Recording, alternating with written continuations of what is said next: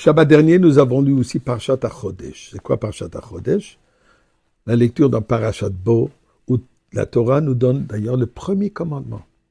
Le premier commandement qui est HaChodesh Hazeh Lachem Rosh Chodashim. Dieu nous donne la mitzvah de sanctifier le mois. Quel mois? Le mois de Nissan. Et en nous disant que le mois de Nissan, c'est le premier mois de l'année. Ça, c'est la première mitzvah. Alors pourquoi est-ce que nous avons Bereshit, la moitié des Shemot, toute l'histoire de la création du monde? Pourquoi est-ce qu'on ne commence pas directement avec la première mitzvah? Après tout, la Torah, apparemment, c'est le livre de commandements, le livre de mitzvot. Alors commence avec la première mitzvah. Pourquoi toute l'histoire? Eh bien, Rashi, premier Rashi du Chumash, nous donne une réponse extraordinaire qui demande l'attention. Restez avec moi, on va en discuter. Mais entre-temps, d'abord, disons merci à Kadosh Baruch Hu pour les miracles fabuleux qu'on n'arrête pas de voir et d'entendre, et que Dieu fasse déjà le grand miracle.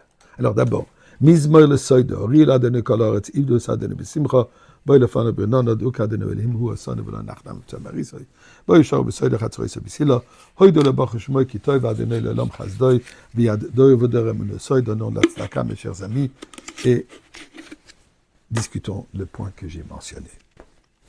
Donc, le premier Rashi, le commentaire de Rashi sur le premier verset de la Torah qui est, comme nous le savons, la création du monde. La Torah nous dit, Bereshit bara Elokim et Hashemayim et haaretz. Au début, Dieu a créé ciel et terre. Dit Rashi. Les premières paroles de Rashi, Rabban Shel Israël, le maître d'Am Israël, qui nous enseigne la Torah de base et tous les secrets qu'il y a là-dedans. Amar Rabbi Yitzhak de dire, Lo haya tzarich latril et Torah ela me'achodesh hazeh lachem. En réalité, la Torah n'aurait dû commencer que par Parshat Bo, que nous avons lu ce Shabbat, Hachodesh hazeh lachem, ce mois est pour vous le premier mois et il faut le sanctifier. Pourquoi il devrait commencer de là? Dira Shehi mitzvah rishona shenitztavu ba'Israël, puisque ça c'est la première mitzvah que le peuple juif a été commandé par Dieu, ordonné par Dieu. Umatam patar bebreshit. Alors c'est quoi la raison pourquoi il commence avec toute l'histoire de la création du monde, tout ce qui suit? Tout simplement, mishum koach ma'asav igid la'amo la tête lahem nachalat goyim. C'est-à-dire que quand les nations viendront, Yomru umot ha'olam l'Israël, les nations du monde viendront dire au peuple juif, vous êtes des voleurs, vous nous avez pris notre terrain, vous avez pris notre pays. Dieu va répondre et dire, ça vous appartient pas, ça m'appartient, dit Dieu. C'est moi qui l'ai créé, donc ça m'appartient. Je vous l'ai donné pour un certain moment pour la garder, pour la cultiver. Et maintenant, j'ai décidé que ça appartient au peuple juif. Et depuis, ça appartient au peuple juif. Donc, toute la raison, nous dit Rashi, que, au nom de Rabbi Yitzhak, que la raison pourquoi la Torah nous écrit un livre et demi pour donner une réponse aux attaques du monde, qui d'ailleurs c'est jusqu'à aujourd'hui, que nous avons volé leur terre. Mais pour ça, on a besoin d'un livre et demi. Pour ça, tout ce qu'on a besoin, c'est quoi? Un verset, dire, Dieu dit, j'ai créé le monde, j'ai créé l'univers, et c'est moi, ça m'appartient, et je décide à qui je le donne. Explication plus profonde. Dieu a deux manières comment il se relie au monde. Le lien de Dieu avec le monde, il y a deux manières. Il y a une manière naturelle, où Dieu se voile derrière la nature. Il y a aussi une manière dévoilée, où Dieu se dévoile.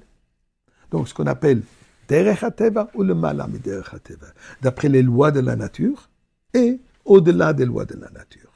La création du monde de Bereshit, ceci fait part du système de lois de nature. À tel point, malgré le fait que c'est Dieu qui a créé le monde, on peut même penser non, on peut même renier, on peut rejeter. Dieu est tellement voilé dans ce voile de nature qu'on peut même dire qu'il n'existe pas. Les idolâtres, les agnostiques, qui rejettent la croyance en Dieu. Ensuite vient et ceci c'est vrai jusqu'à la sortie d'Égypte. Au moment de la sortie d'Égypte, là, il y a une nouvelle réalité. Une réalité de dévoilement de Dieu d'une manière miraculeuse. Miracle, c'est au-delà de la nature.